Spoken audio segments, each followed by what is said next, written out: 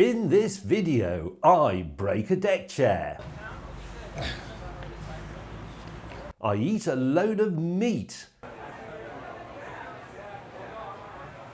And then I eat a load of donuts.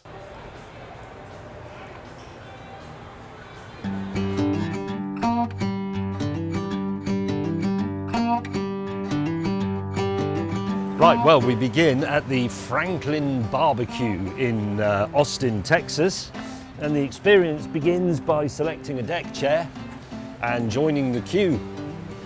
Because the queue apparently can be as long as 5 hours at the weekend. 5 hours. It's that popular. It can be a good 2 or 3 hours on a weekday.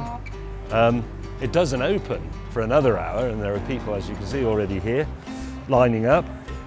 It has been described as the best barbecue in the known universe. And the known universe is, hang on.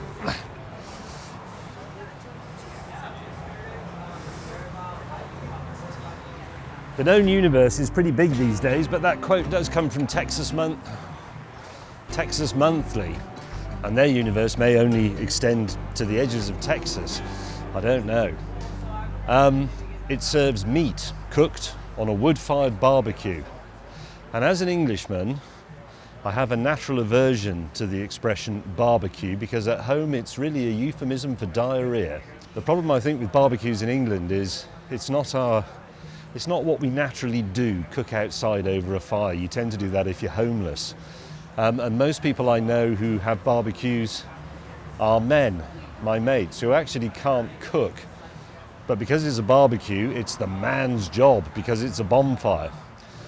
And as a result, everything is burnt on the outside and still raw in the middle, and you end the day in the car seat. Anyway, these people are professionals. It's wood-fired, massive smoky barbecue canister things. It's quite medieval. Imagine queuing at the weekend for 5 hours with your family. That makes the queue itself a day out.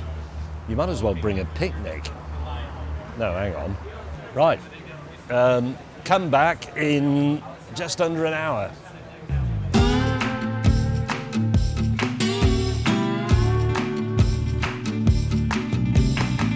In the meantime, I've tweeted a picture of an old 1950s pickup truck that's in the car park.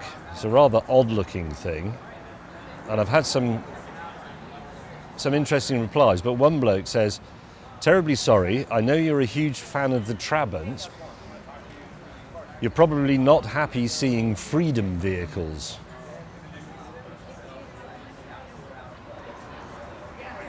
Right, there are 2 minutes to go before the barbecue opens. I've abandoned my wonky deck chair. I've stood up. I've had nice conversations with other people in the queue. The queue in itself is an event. It's a bit of a party. And now we're all going to go in and stuff our faces. It's actually quite exciting. The door is open. People are advancing on the barbecue. They called it the Disney World of barbecue. One bloke's here from Germany. He's come from Germany for this. And I mean, Germany's a pretty meaty place. Look at the queue.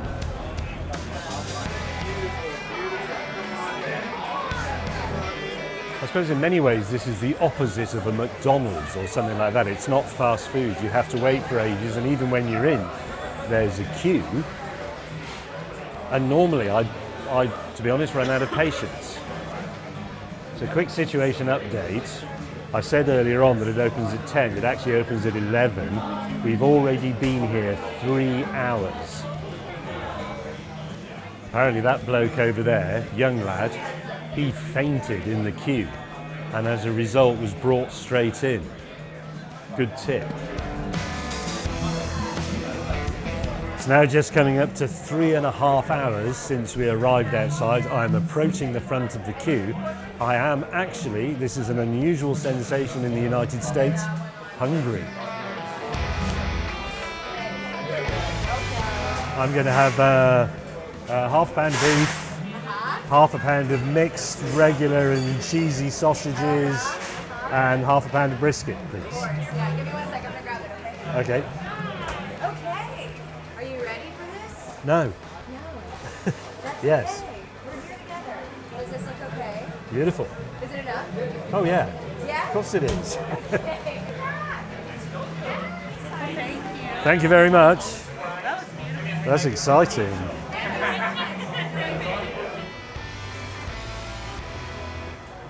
This video about chronic overeating is brought to you by James Gin. Scan the code here for more information or click the link in the description. Right, I've been given a free banana tart, which I don't know, I feel like I'm going to be saving for later.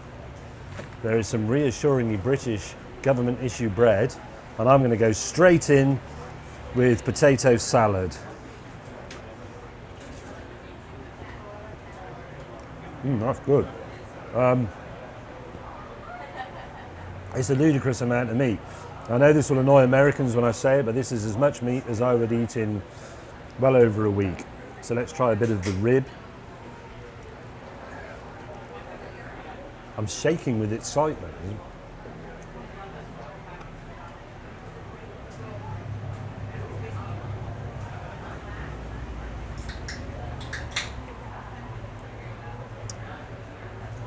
That is ever so tasty.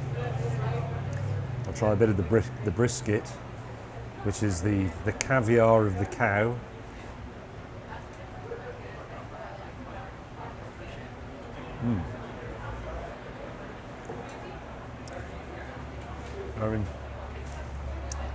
Yeah, they're expert barbecuers.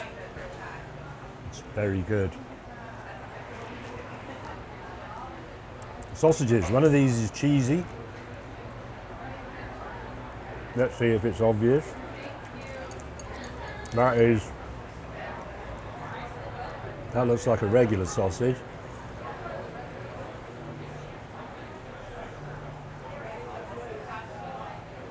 That's sort of like a Polish sausage with big chunks in it.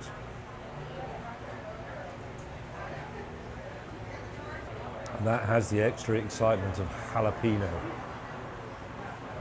It's very, very meaty and very, very oily.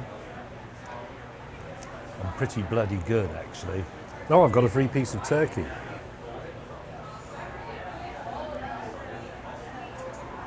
Yeah. I think the rib's my favourite bit. I'll have a bit more just to make sure I've got that right. I'll tell you what impresses me most about this place in a second. Hang on.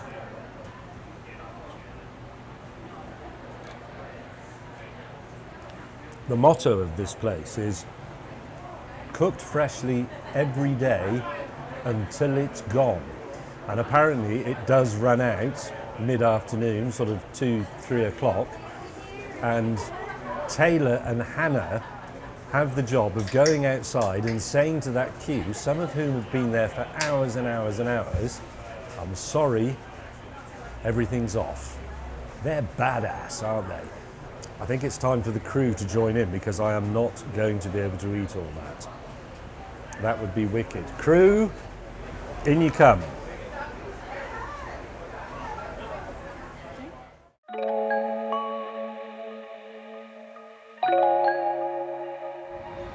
Right, you now join me at Voodoo Donuts back in Austin, where Lucy and Eve have ordered me a mystery box of donuts. And there's two things I need to say before I go in. One is, for the benefit of our American viewers, back home a donut is something slightly different. It is just a donut with a blob of jam hiding in it somewhere and a bit of sugar sprinkled on the top. We don't really have this culture of donuts with toppings.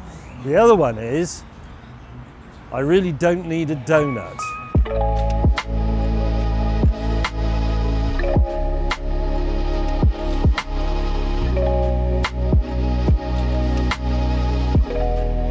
According to Voodoo Donuts, the magic is in the hole, which is an interesting idea because that's a place where the donut doesn't exist, and yet which defines it as a donut. Dun dun dun! Here they come. Thank you very much, Jarl. It's quite a big box.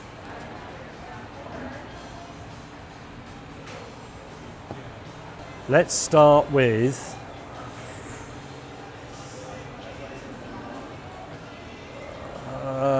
I don't know. This must be bacon maple bar.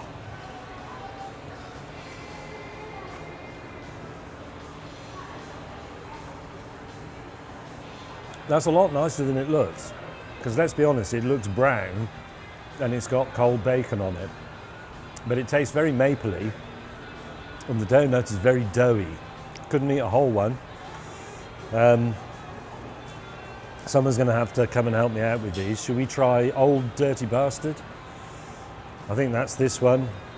It appears to have an erection.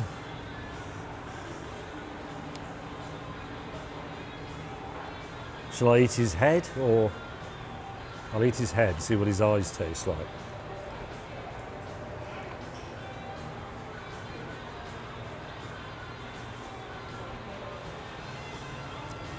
It's very sweet, but I suppose pretty good really. It tastes of chocolate with some eyeballs in it. Someone's going to have to help me out with that one. So that's actually a fairly standard donut by American standards. That's sort of what I think an American donut looks like, as opposed to, say, that one.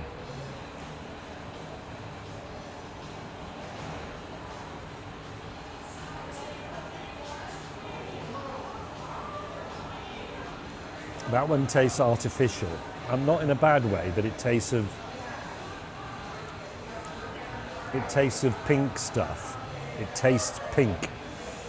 Someone will have to help me out with that one. Bubble gum in the middle.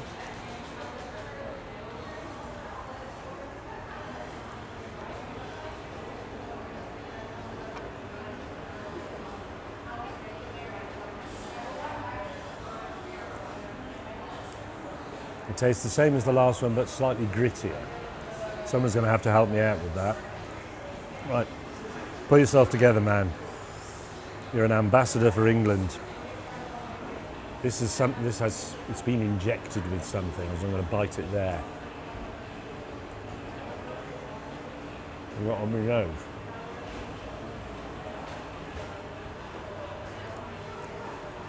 I don't really like pumpkin. I'm going to be honest. I find it a bit sickly.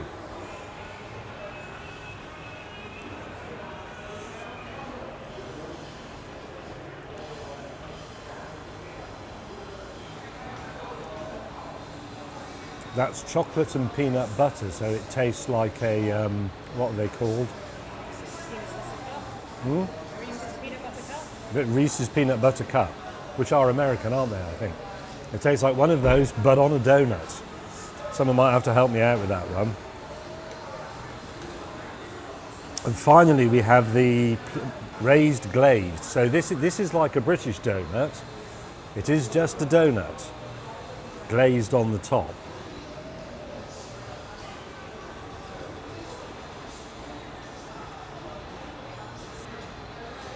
That's the one. That's the one. The donut cannot be pimped.